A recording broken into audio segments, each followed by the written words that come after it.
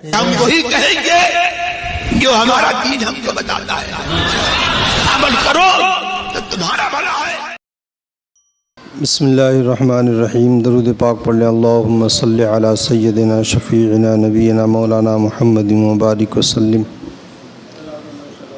صلاۃ و سلام علیک سیدی یا رسول اللہ صلی اللہ تعالی علیہ وسلم۔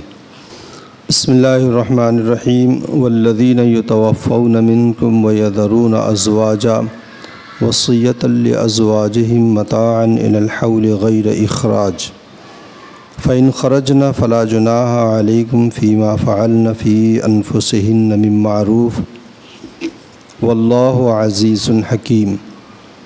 وللمطلقات متاع بالمعروف حقا علی المتقین کذالک یبین اللہ لکم آیاتہ لعلکم تعقلون۔ اور تم میں جو مریں وَيَذَرُونَ اور بیویاں چھوڑ جائیں، وصیۃ لازواجہم متاعا الی الحول غیر اخراج، وہ اپنی عورتوں کے لیے وصیت کر جائیں سال بھر تک نان و نفقہ دینے کی بے نکالے۔ فَإِنْ خَرَجْنَ فَلَا جُنَاحَ عَلَيْكُمْ فِيمَا فَعَلْنَ فِي أَنفُسِهِنَّ مِن مَّعْرُوف، پھر اگر وہ خود نکل جائیں تو تم پر اس کا کچھ مواخذہ نہیں جو انہوں نے اپنے معاملے میں مناسب طور پر کیا۔ واللہ عزیز حکیم، اور اللہ تبارک و تعالی غالب حکمت والا ہے۔ وللمطلقات متاع بالمعروف، اور طلاق والیوں کے لیے بھی مناسب طور پر نان و نفقہ ہے۔ حقا علی المتقین، یہ واجب ہے پرہیزگاروں پر۔ کذالک یبین اللہ لکم آیاتہ لعلکم تعقلون، اللہ یوں ہی بیان کرتا ہے تمہارے لیے اپنی آیتیں کہ تمہیں سمجھ ہو۔ اس سے پہلے طلاق اور وفات کی عدتوں کا ذکر ہوا، طلاق کا تفصیلی بیان اور طلاق والی عورتوں کی جو عدت ہے اس کا بیان، اور جو شوہر کا انتقال ہو جائے اور بیویاں رہ جائیں ان کی عدت کا بیان۔ پھر درمیان میں نماز کی اہمیت و افادیت پر کچھ اللہ رب العزت کی جانب سے بندوں کو تنبیہات اور نماز کے قائم کرنے کا حکم ہوا۔ اب بقیہ احکام جو عدت کے رہ گئے ہیں وہ پھر بیان ہو رہے ہیں۔ حضرت حکیم ابن حارث رضی اللہ تعالیٰ عنہ یہ ہجرت کر کے حبشہ چلے گئے تھے۔ جب انہیں پتہ چلا کہ حضور صلی اللہ علیہ وسلم مکہ سے مدینہ طیبہ ہجرت کر گئے ہیں تو یہ حبشہ سے ہجرت کر کے مدینہ طیبہ کی طرف چلے۔ راستے میں ان کا انتقال ہو گیا، تو چونکہ یہ مالدار بہت تھے تو ان کے مال کا معاملہ بارگاہ نبوت نے پیش کیا گیا کہ ان کے مال کی تقسیم کیسے ہو۔ تو یہ آیت کریمہ نازل ہوئی، اور اسی آیت کریمہ کے مطابق اللہ تبارک و تعالی نے ان کے ماں باپ کو وراثت میں سے اللہ کے رسول صلی اللہ علیہ وسلم نے انہیں وراثت میں حصہ دیا، اور ان کی بیوی کے لیے حکم دیا کہ انہیں 1 سال تک نان و نفقہ دیا جائے اور سکنا دیا جائے۔ نان و نفقہ یعنی اخراجات، اور سکنا یعنی رہنے کا مکان، اور وراثت میں سے انہیں کچھ بھی نہیں دیا۔ پھر جب پھر جب وہ جو ہے آیت کریمہ نازل ہوئی وراثت کی، تو اس وراثت کی آیت سے یہ آیت کریمہ کا حکم منسوخ ہو گیا۔ تو پہلے وہ خواتین جن کے شوہروں کا انتقال ہو جاتا تھا انہیں سال بھر تک خرچہ ملتا تھا اور وراثت میں سے کچھ بھی نہیں ملتا تھا، لیکن پھر بعد میں جب آیت میراث نازل ہوئی اور اللہ رب العزت نے فرمایا کہ وَلَكُمْ نِصْفُ مَا تَرَكَ أَزْوَاجُكُمْ إِن لَّمْ يَكُن لَّهُنَّ وَلَدٌ، اور ان کے بارے میں فرمایا وَلَهُنَّ رُبُعُ مِمَّا تَرَكْتُمْ إِن لَّمْ يَكُن لَّكُمْ وَلَدٌ فَإِن كَانَ لَكُمْ وَلَدٌ فَلَهُنَّ الثُّمُنُ، کہ اگر اور شوہر کا انتقال ہو جائے اور تمہاری کوئی اولاد ہے تو بیوی کو 1/4 ملے گا۔ شوہر کا انتقال ہو جائے اور کوئی اولاد ہو تو ایسی صورت میں بیوی کو 1/8 ملے گا، اور اگر کوئی اولاد نہ ہو تو 1/4 ملے گا۔ تو اس آیت کریمہ سے اس آیت کا حکم منسوخ ہو گیا۔ پھر پیچھے اللہ تبارک و تعالی نے جو ہے طلاق والی عورتوں کے لیے یہ حکم تھا کہ انہیں احسان کے طور پر اور بھلائی کے طور پر انہیں جوڑا دیں۔ تو کچھ لوگوں نے کہا کہ طلاق میں جو جوڑا دیا جاتا ہے وہ صرف ایک بھلائی ہے اور وہ کوئی فرض و واجب نہیں ہے، تو ہم چاہے دیں چاہے نہ دیں۔ تو جب یہ نظریہ پیدا ہوا تو اللہ رب العزت یہ آیت کریمہ نازل فرمائی کہ وَلِلْمُطَلَّقَاتِ مَتَاعٌ بِالْمَعْرُوف، کہ طلاق والیوں کا بھی نان و نفقہ بھی ہے، اور متاع سے مراد یہاں پر وہی نان و نفقہ ہے، اور جو ہے حقاً علی المتقین کہہ کے یہ فرما دیا کہ یہ واجب بھی ہے۔ تو اللہ تبارک و تعالی نے فرمایا کہ والذین یتوفون منکم ویذرون ازواجا، وہ جن کا انتقال ہو جائے اور وہ بیویاں چھوڑ جائیں، یعنی شوہر کا انتقال ہو گیا بیوی رہ گئیں،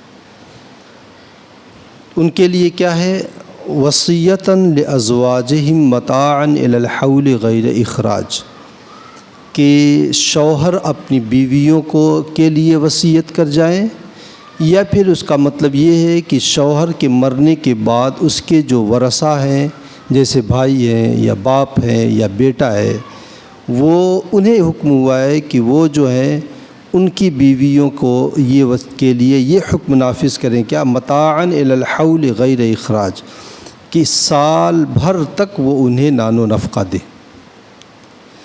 کہ اپنی بیویوں کو 1 سال تک نان و نفقہ دینے کی وصیت کر جائیں، یا تو شوہر وصیت کر جائے، یا شوہر وصیت نہ کرے تو شوہر کے وارث اس بات پر عمل کریں کہ 1 سال تک انہیں نان و نفقہ دیں۔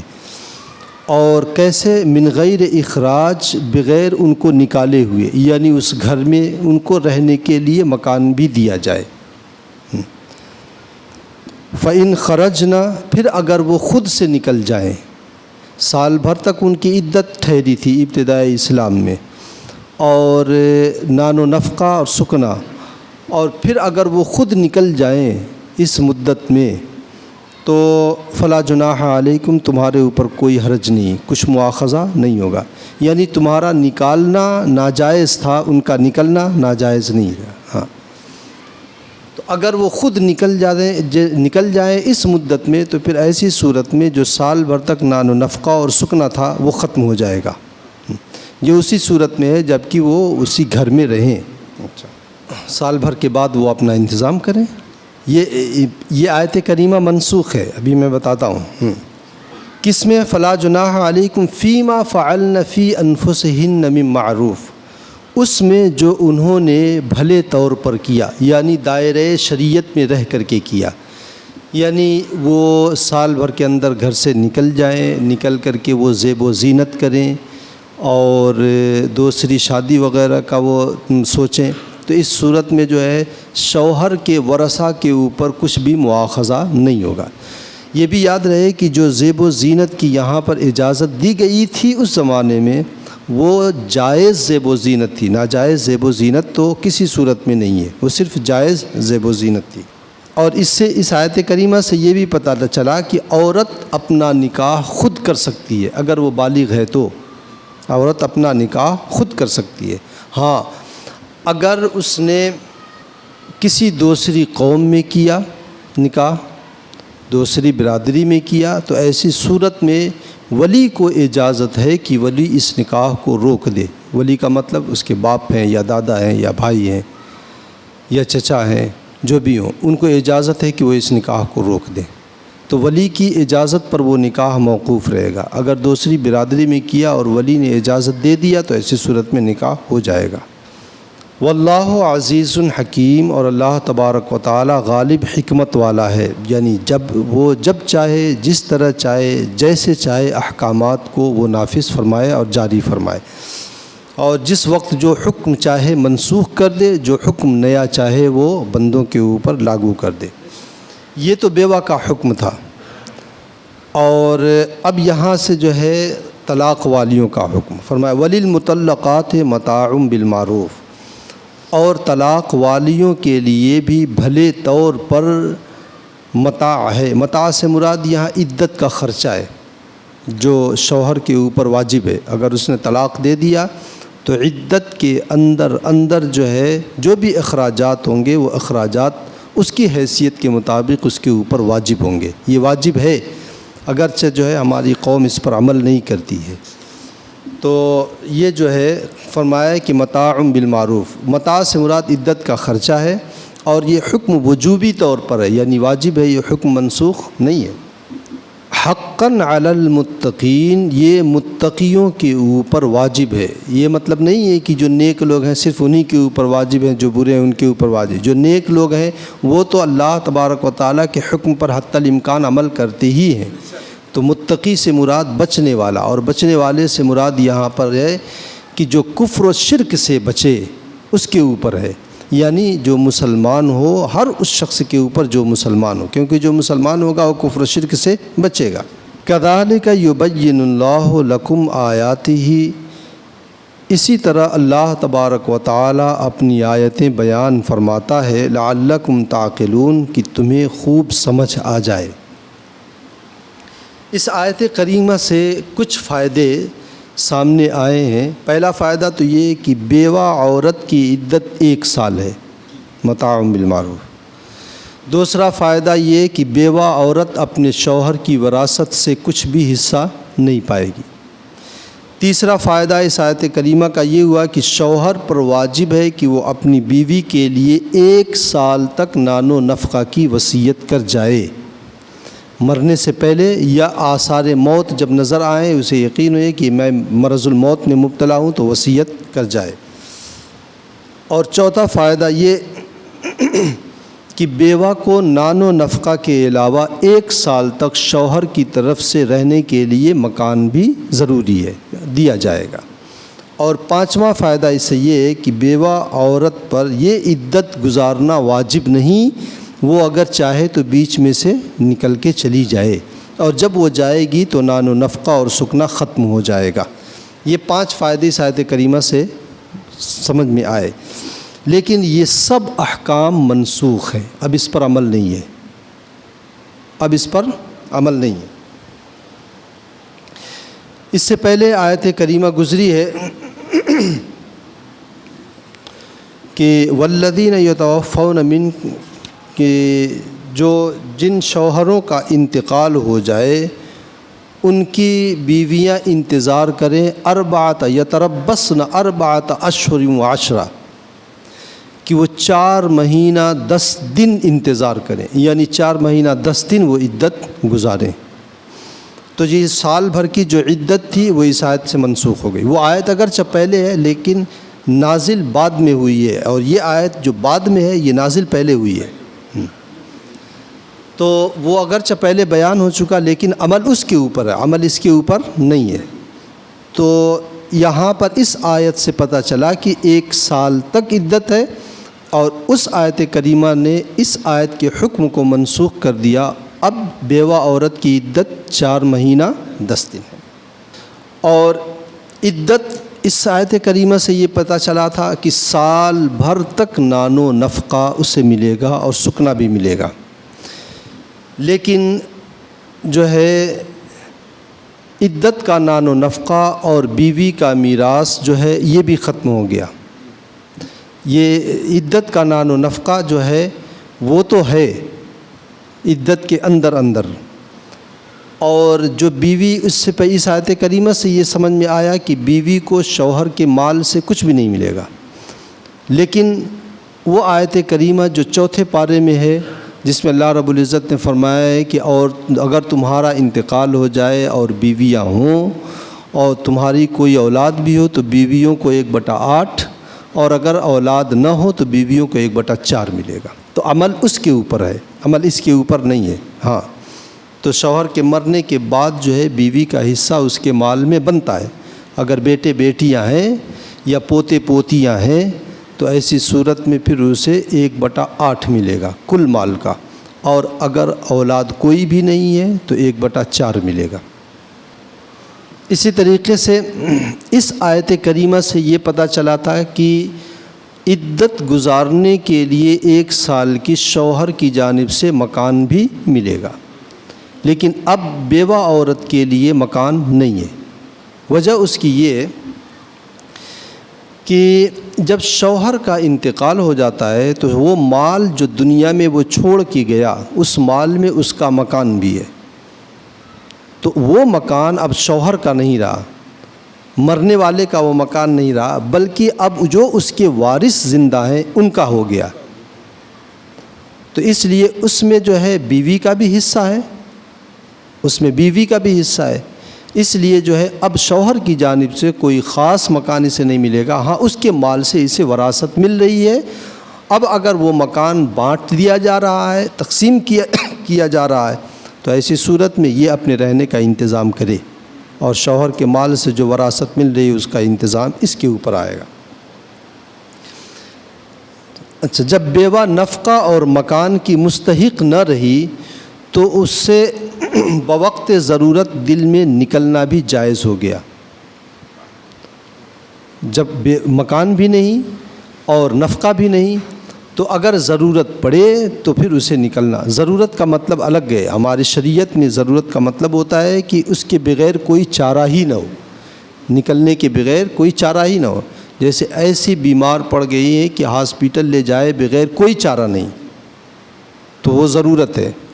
تو ایسی ضرورت، وہ جو ہم لوگ ضرورت بولتے ہیں وہ نہیں کہ ایک ضرورت سے جا رہا ہوں مطلب 1 بوتل پانی خریدنے، گھر میں پانی موجود ہے اس کے باوجود بھی نہیں، یہ ضرورت نہیں ہے۔ شرعی ضرورت ہو کہ جس کے بغیر کوئی چارہ ہی نہ ہو، تو ایسی صورت میں شریعت نے اسے بس ضرورت بھر کے لیے نکلنے کی اجازت دی ہے۔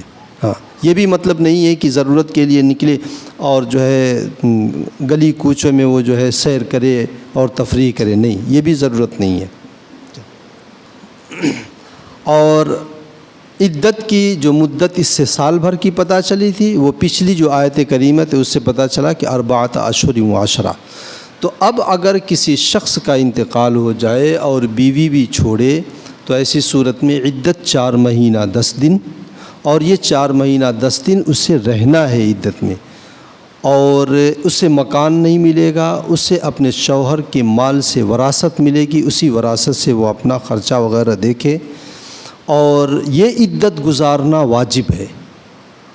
وہ عدت جو سال بھر کی تھی وہ واجب نہیں تھی، وہ تو نکل سکتی تھی۔ فَإِنْ خَرَجْنَا، اگر وہ خود سے نکل جائیں فَلَا جُنَاحَ عَلَيْكُمْ، تو تمہارے اوپر کوئی حرج نہیں، تو وہ نکلنا، وہ عدت کے اندر چھوڑ دینا جو ہے وہ واجب نہیں تھی، لیکن یہ عدت جو ہے یہ واجب ہو گئی ہے، 4 مہینہ 10 دن۔ تو عدت 4 مہینہ 10 دن، شوہر کے مال سے وراثت بھی ملے گا، نان و نفقہ نہیں ملے گا، اور شوہر کے مال سے جو وراثت ملے گا وہ اسی سے اپنا خرچہ وغیرہ چلائے۔ اللہ تعالیٰ مجھے اور آپ کو اس پر عمل کی توفیق عطا فرمائے۔ اللہم صلی علی سیدنا شفیعنا نبینا مولانا محمد مبارک وسلم، صلاۃ و سلام علیک سیدی یا رسول اللہ صلی اللہ علیہ وسلم۔ اللہم ربنا تقبل منا انک انت السمیع العلیم وتب علینا انک انت التواب الرحیم، وصلی اللہ تعالی علی خیر خلقہ ونور عرشہ وقاسم رزقہ محمد وعلی آلہ واصحابہ اجمعین برحمتک یا ارحم الراحمین۔